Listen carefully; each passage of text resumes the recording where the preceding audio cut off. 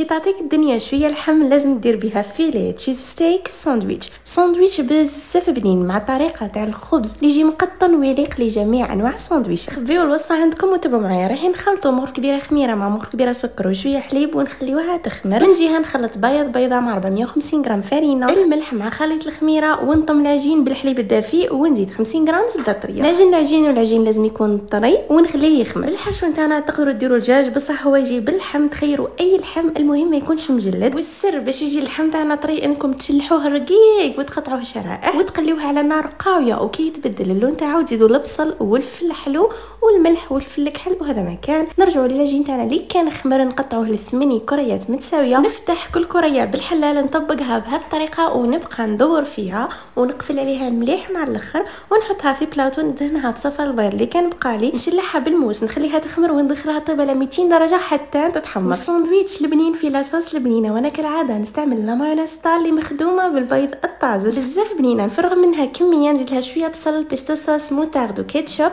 ولاصوص نتاعي راهي واجده نعمر بها لي ساندويتش نتاعي ونرجع للحم ندير له شويه فرماج سلايس وكي يذوب نعمر به الساندويتش. وهذا ما كان الساندويتش تاعنا راه واجد، لازم تجربوه.